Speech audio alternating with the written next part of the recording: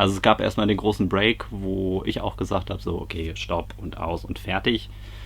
Und ja, irgendwann habe ich dann halt auch immer wieder den Kontakt zu Jörn gesucht oder zumindest mal vorsichtig angefragt, hier so, du, ich vermisse einfach Neopera.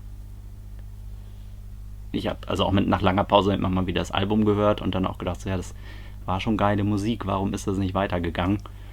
Und ja, ich habe ihn immer mal genervt, immer mal angeschrieben, hier Jörn, was denkst du und könntest du dir denn vorstellen? Und so ganz vorsichtig immer mal vorgetastet und bekam dann aber halt auch irgendwann die Rückmeldung so, ja, eigentlich habe ich auch wieder Bock drauf und wir können ja uns mal treffen und mal gucken. Das war so vor, ich weiß es nicht mehr ganz genau, 2 Jahren, 2,5 Jahren, so in dem Dreh. Ja, und so haben wir halt mal wieder zueinander gefunden und ich glaube auch gleich beim ersten Treffen packte Jörn eben auch schon wieder so eine Latte an Songs aus. Ich habe da mal was vorbereitet und ja, auch die klangen halt super geil und ich wusste halt sofort wieder so, das ist es, was ich will. Und Jörn schreibt so geile Musik, es wäre schade, wenn die halt nicht fortgeführt wird. Und so sind wir halt wieder zueinander gekommen, haben längere Zeit erstmal zu zweit ein bisschen rumprobiert, eben auch um zu gucken, so was habe ich vielleicht als Ideen für Melodien, gucken, passen die Songs überhaupt.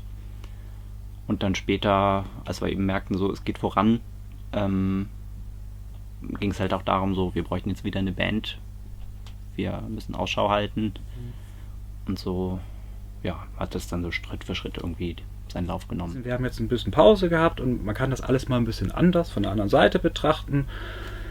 Und wir haben uns wirklich ganz klar darauf geeinigt, im Vordergrund steht wirklich, dass wir wirklich Spaß daran haben.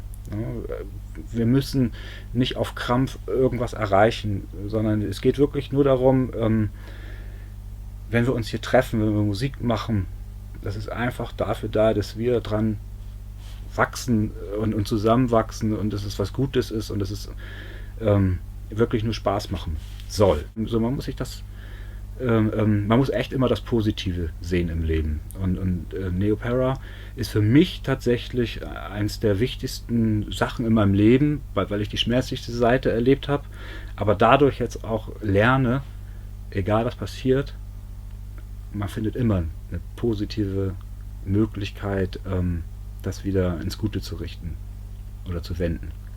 Jetzt ist halt ein Neuanfang möglich.